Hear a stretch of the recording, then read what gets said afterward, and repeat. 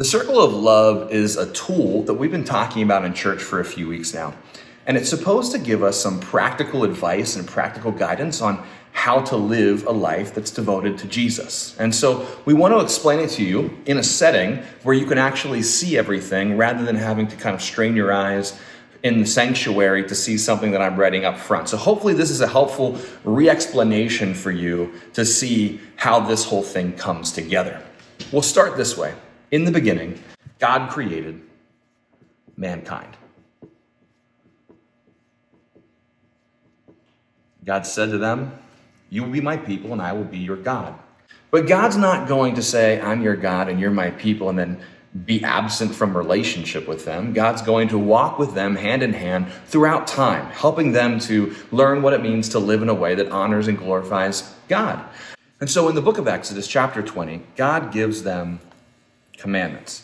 On 2 stone tablets, there's all sorts of commandments. It says things like, have no other gods. Don't worship any false idols. Don't take the Lord's name in vain. Remember the Sabbath day and keep it holy. Honor your father and mother. Don't murder. Don't commit adultery. Don't steal. Don't bear false witness. And don't covet. And now God's people have some instructions and some parameters that help them live a life devoted to God. We see this given in Exodus chapter 20, and in the following book, Leviticus, Moses records a number of other rules to help God's people live in a way that is pleasing to God. Now in Leviticus chapter 19, God gives them a pretty clear command. He says, love your neighbor as yourself. And when he says that, as I draw, it becomes a very helpful boundary for how they're supposed to live their life. Loving your neighbor as yourself is kind of explained fully in this chapter, and it's a very relational chapter, giving us guidance on how to live in relation to other people. It has to do with how we treat them. It has to do with seeking justice. It has to do with taking care of the poor. It has to do with also being welcoming to those who are foreigners in the Israelites' land. Now, in the Old Testament, sometimes it seems like God's people kind of forgot that they're supposed to take care of people that aren't like themselves, but we'll get to that in a little bit here. In Deuteronomy chapter 5, Moses kind of re-gives the 10 commandments as a reminder to God's people. And then in Deuteronomy chapter 6, we get another command from God. Is love the Lord your God with all of your heart, with all of your mind, with all of your strength, all of your spirit. Love the Lord your God. And so we have this completed boundary here given to us. Loving God and loving our neighbor. Loving God and loving our neighbor. Now, Jesus, we believe Jesus is the perfect image of God. And so when Jesus comes on the scene, Jesus actually reaffirms these commands. And in the book of Matthew, chapter 22, he's actually asked Jesus, our teacher, what is the greatest commandment? And he says, the greatest commandment is to love the Lord your God. Right? Just like we heard in the Old Testament. It's a reaffirmation of it. And actually, when Jesus says the answer to the question, he's quoting the Old Testament. So it's a direct correlation to the law that God gave God's people originally. And then without skipping a beat, Jesus also says the second greatest commandment is like the first, and it's love your neighbor as yourself.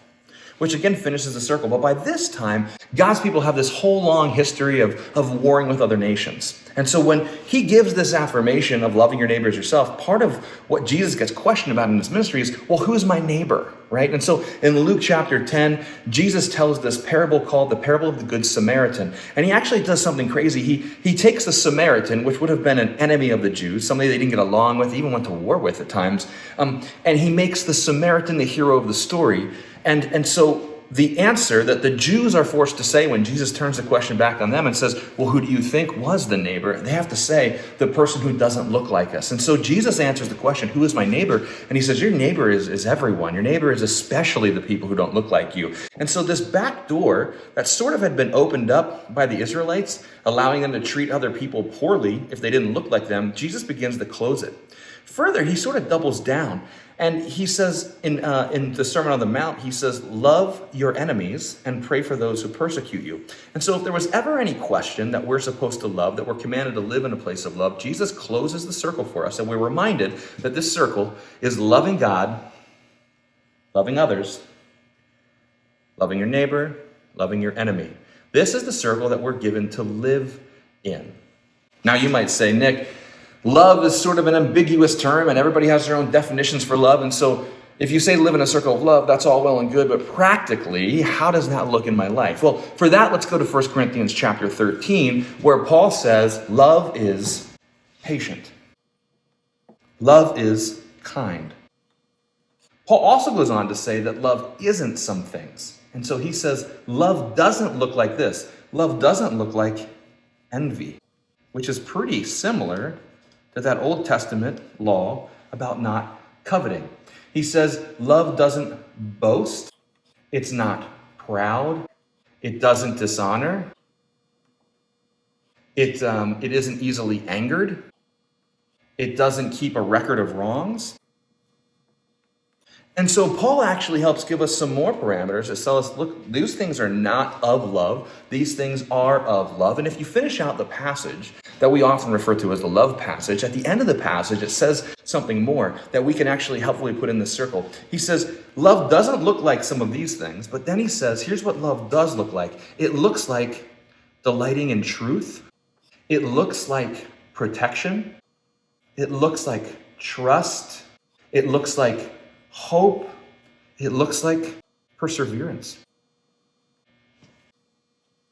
So one of the things that we can actually walk away with knowing is that, look, if somebody says that person is so hopeful, that person is so truthful, those things are what the outside world sees, but they're rooted in this way of love, this lifestyle of love. This is just what the outside world sees, because sometimes the outside world doesn't understand what we're rooted in.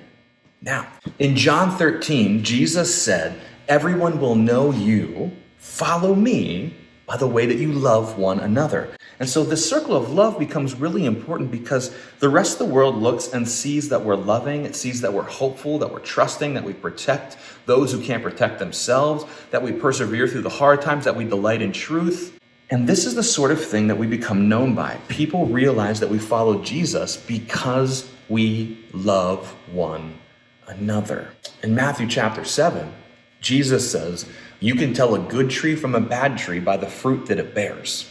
So if we think about our life being fruitful, if we think about the sort of things that we want others to see, it's some of these, right? But there's fruit that we bear. So what fruit should we bear? Galatians chapter 5 gives us the answer to that when Paul gives us a list of the fruit of the Spirit. Now, before Paul gives us the list of the fruit of the Spirit, he gives us another list, and that's called the list of fleshly desires. And so these are the sort of things that maybe if I'm left on my own devices, this is the sort of way that I want to live. This is the way that it chooses pleasure. It chooses seeking out my will and not God's will. It's a way that honors me and not necessarily honoring God. And so that list includes things like sexual immorality. It includes things like idolatry, which is already on the list from the Ten Commandments, witchcraft, jealousy, which is, again, we'll put right down here with envy and covetousness, division, hatred,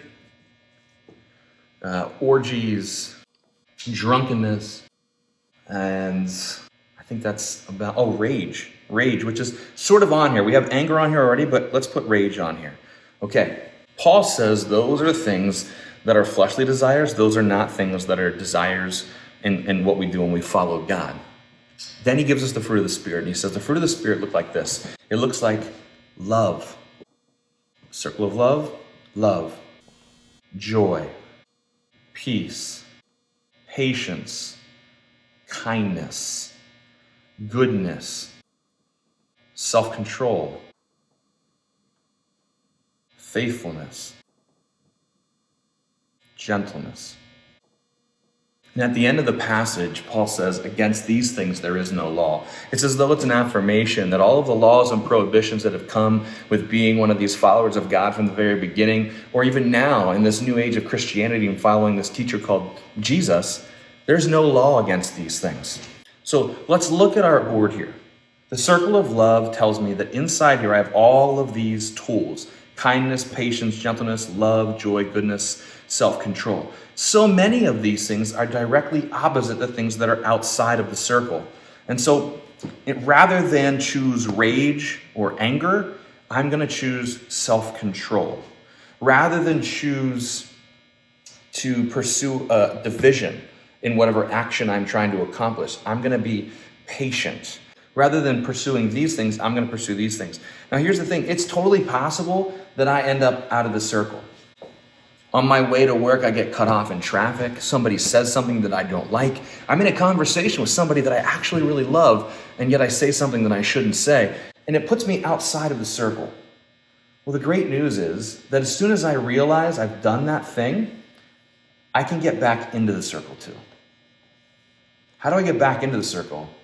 Well, I repent of the things that I might have pursued out here, and I decide to make my life about these things.